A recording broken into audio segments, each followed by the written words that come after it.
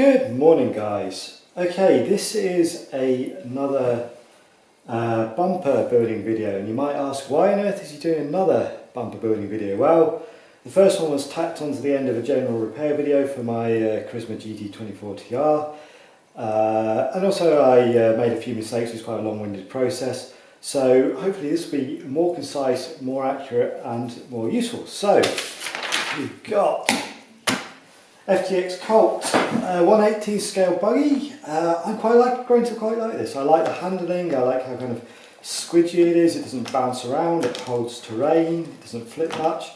Quite nice, 70 quid little buggy, 15 quid or so for a lipo in there, goes pretty nippy. Yeah, I like it, so I thought I'd just tinker around with this one a bit more. Now I had, as mentioned before, a carbon fibre bumper for it. This is tough as nails. It makes nails seem a bit soft and wimpy. Stuff's indestructible apart from when I bent it to form the correct bumper shape, and when I bent it, heated it up, the carbon fibres kind of like separated a bit and it's become a bit floppy. And you don't want your thing to be on floppy. Also, this is very difficult material to work with. The dust is not great, it's really hard to cut out, so it's not really an ideal bumper material despite the strength of it in general. So what I'm doing is I'm doing another nylon sheet bumper. This time this is 3mm nylon sheet, which is still bendy but it's a bit tougher than 2mm. I think this should be about right for this model. Another disadvantage of an extremely rigid material like this is if these parts, if the bends don't give, then when it takes an impact it can produce a lot of stress on the holes here, kind of move the screws a bit because the whole thing has no give in it normally. Obviously this does now. I've kind of bashed it to bits. Yeah, building a bumper in these cars, like a lot of these little buggies, nice design, but no real protection at the front end, which I find quite surprising, given they have got a kind of a bumper-ish sort of thing here. Not sure why that couldn't have been developed further. But the screws that hold the diff cases on, screw holes here, are quite good for making a sheet bumper, which is why I've been intending to do these with various bits of sheet. So first thing, as always, was to do a diagram of the bumper. I went with this one for the proportions, and then scaled it up very slightly to provide an extra bit of protection at the front. So it's good, it's worth checking on here to see, steering on a full, yes, I could go a little bit wider here and have more protection. Proportionally this is just a little bit more, and this will be fine. The other thing I did is, with the diagram, is I made sure all the dimensions are pretty easy to measure out, so it's, you know, it's divided up into 40mm, 30mm, 40mm, 10, 15, 30, 45, where the bends are going to be. So if you've got really esoteric measurements like 42, 38.5, 42, it's going to be real hard to kind of mark out. Once I did that, went to marking the bumper on the nylon sheet. Now what I found last time is when you sand the nylon, it produces quite a scuffed matte finish. And this is actually really useful for marking out and seeing where the lines are. The reflective surface is a bit of a pain with the lamp on. So I pre-scuffed this, and then I could mark it out a lot easier. I also used a better tool this time. This is like it's a sculpting tool, I think. I'm not sure exactly where it came from, but anything tough with a sharp point, you could even get a screwdriver and file it down. This is really good for marking the surface easily, engraving it, and it's more precise than a biro. I marked on the various lines of where the kind of different areas of the bumper are going to be, and then did the diagonals. I've also marked the screw holes in advance to get them accurate. I got them slightly inaccurate on the Charisma and had to do some tweaking, so this time I put some real effort into marking in advance. I used the original bumper as a guideline and then did more accurate measurements on this. The trick is, with this, is the holes are obviously wider than a single point here, so you've got to guess where the exact centre of this hole would be and then mark it on there. And I did quite a bit of double checking in advance. to make sure this is right. So once that was all neatly marked, I'm then going to drill into the corner points here to know that I have a good corners to start cutting from. Marked for the holes for screwing the bumper in place. I'm not going to drill those now because they might produce a slight weakness, so that when I bend it, it might start bending around where the holes are and not around where I actually want the bumper to be bent. So I'll leave those later, but they are marked in. Another thing I made sure I did this time is actually got a sharp drill bit to do these, and I've marked the holes, I don't know how visible this is, just on the outside of the design. So when these are drilled, obviously they're a bit wider than a single point, and that should be just exactly outside the corner, and then you can start cutting in from these. So a bit of drilling to go.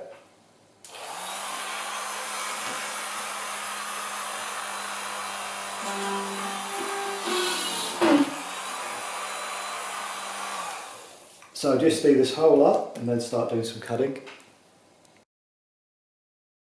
So now those holes are marked on the corners here.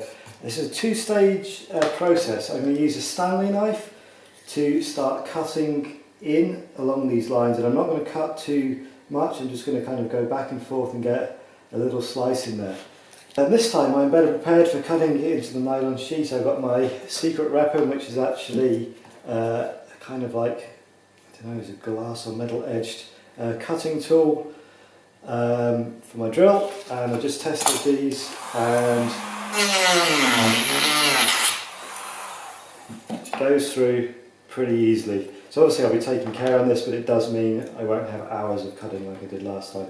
So first thing to do is get the knife, start in one of the drill holes, get the angle right, and just rock. Because obviously some of these, particularly these corner ones, because the blade on this is a circle, you won't be able to go all the way up to the edge, otherwise you'll cut into the main design. So you'll only be able to go part way, and you'll need a slice down there to cut it out. So work around doing these, just checking it's lined up and getting a bit of slice in there. So I'll keep doing this and then get back with the cutting. Okay, so I've sort of cut into the edges a bit. I've also scored these lines further, and I've done a little bit of a practice with the cutting blade. It does cut through. A little bit tricky to get it accurate, but it cuts through a lot quicker than a knife would. It's worth pointing out I've seen people online making quite nice bumpers for micro and mini scales using designs and a 3D printer. There's only one small flaw with that plan, and I don't own a 3D printer. If you own a 3D printer, good luck to you. Go and download some designs, go make them yourself, get them printed out. For the rest of us, you have to make use with raw materials like this. So, just got to be careful and steady with this.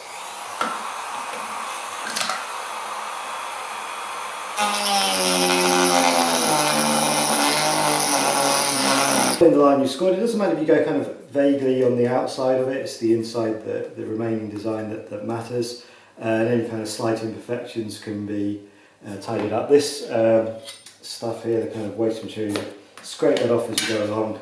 You'll see now this is a little bit wobbly on the outside, but on the inside it should be okay.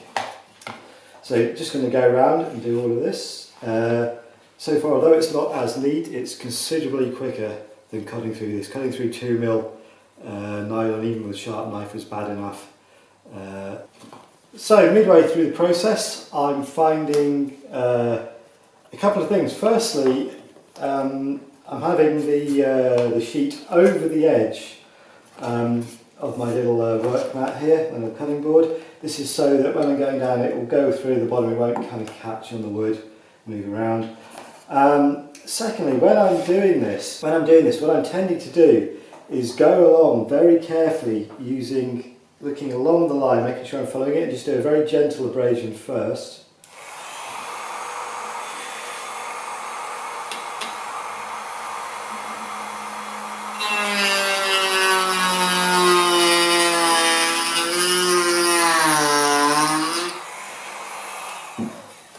Like so.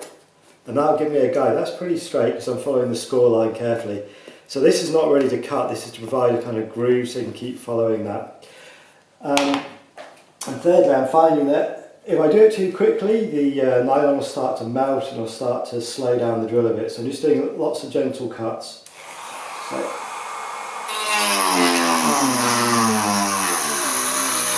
if you go too quick, you can hear it slowing down and getting clogged up. So I'm just going back and forth, doing gentle cuts, keeping this stuff away. But so far, although the edges are rough, it's following the shape pretty well.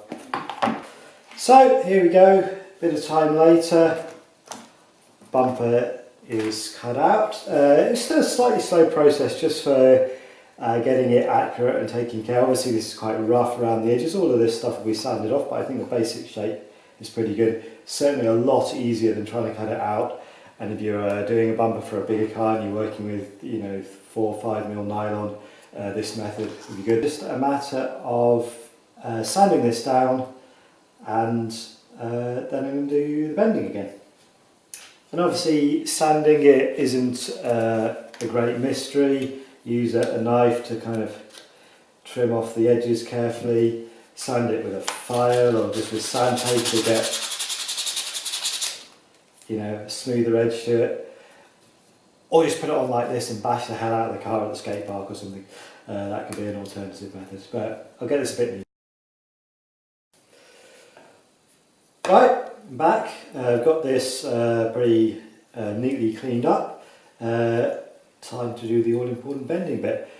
Because this is a thicker sheet than before, I wasn't sure how well it would bend, how much heat it would need. So I did a test on a bit first, and it does take a little bit more heating. I kind of burnt it a bit there.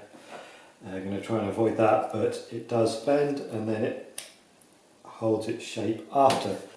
Learning from last time, I've got another chopping board here so I can get the edge of it, hold it, bend it like so. I've also got a cool pack here, so when I've got it kind of bent in the right position, hold it in the right position, cool it down on that.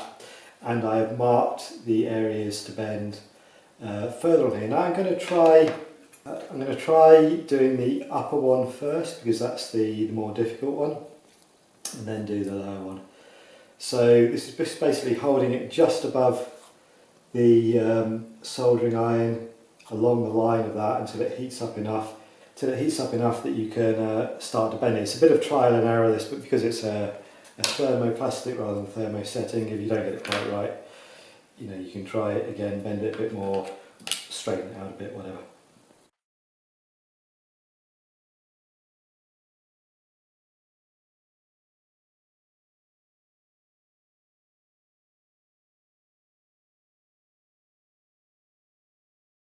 So a bit of trial and error, that's not quite flexible enough, so I'm just going to heat it again. Got a little singe mark there, but you just want to keep it just above the iron, because the iron is going in kind of one plane here. It's easy to get it kind of parallel on the line you've marked, and also it means that the areas near the iron aren't too hot, so you can hold it comfortably. It's not burning my fingers at all. Obviously soldering iron is dangerous, be careful.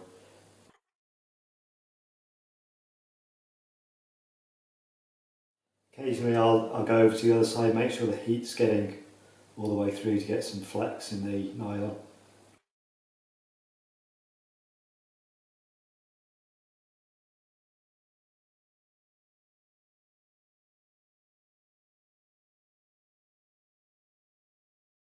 A nice bit of bend now, so I'm just going to try and get that as neat a bend as possible.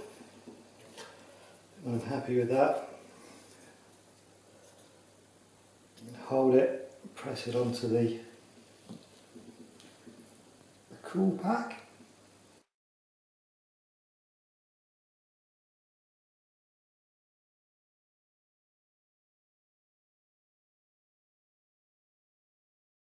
A little bit of singe there, that doesn't really matter. I can sand that down, it's only aesthetic. And we've got a decent little bend there, so next thing to do is do it for this, which is the same principle. It's slightly easier because you don't have this kind of long bit to deal with. Again, just put it over, keep checking the flex, and then mould it. So I'll do that and then we'll be back for drilling. Okay, a little bit of trial and error later and got a pretty well shaped bumper there. Did a bit of testing on how it would fit, what protection it would have, so I kind of went back and forth, bending and rebending and getting that right, but it's looking, yeah, pretty decent. So yeah, I think that should be okay for now. Time to do some drilling. First thing to do is make sure you've got a good guide hole. These are the ones I measured earlier, so I'm really going to kind of open those out using my pointy tool. Make sure that when I'm drilling there will be an accurate hole to go into. You can even get a knife blade, just carefully just twizzle them a bit. Again, this is just for a guideline for the drill. Start off with a small drill bit to drill the first holes.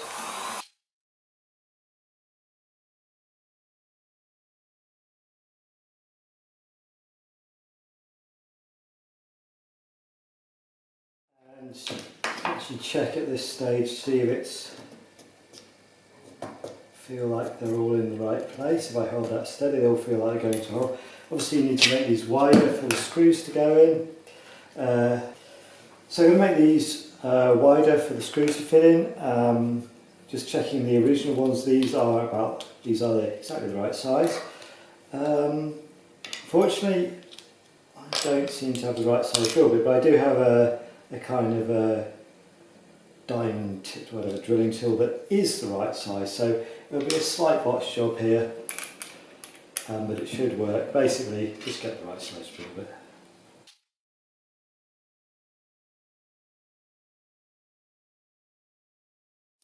Just about fitting in, and the last thing to do is countersink the holes here, because these are countersunk screws, also you get different screws for it.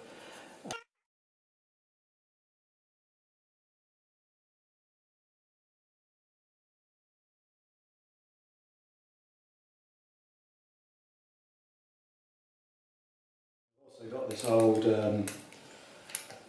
grinding tool that came with the drill, and this is quite good just for opening out the countersink holes.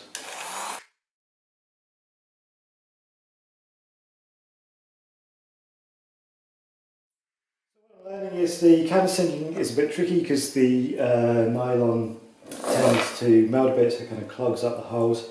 However, just using a variety of tools, actually the edge of a right angled piece of metal like this is really good for getting the right size countersink and scraping away any kind of melted stuff. So slowly but surely this is working. You can sort of see it's a bit rough, but that will be the countersink that will fit in fairly flush there. So the moment of truth, I just push the screws through there, and you can see, yep, it slots into place neatly. Screws are a bit loose, so just hold them in. And that is looking pretty spot on actually. So the extra care in measuring those holes earlier on paid off.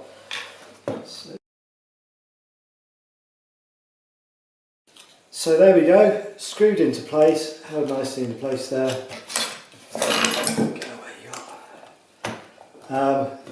Looks pretty good, looks like it'll offer plenty of protection in front. Nice and bouncy there. So even if it bounces back, it should still protect the tyres. Happy with that. So a few things to remember about these bumpers are, obviously you've got to do it on a vehicle that you can actually screw it onto. Get the right material in the first place. This nylon seems to be pretty effective, and it's a lot easier to work with than the carbon fibre. Plan it in advance. Make sure it's as easy as possible with your measurements and your design and what have you. Mark it out well. Score it really well on this, get all the angles and the corners so you know where you're going to be cutting or drilling or sanding. Right tools for the job, which I mostly had apart from drill bits this time. Good scraping tool is good to mark it, and that cutting blade was a lot more effective than a knife for the nylon. And practice first, do some testing on scrap bits. So there you go. How to build a pretty effective bumper.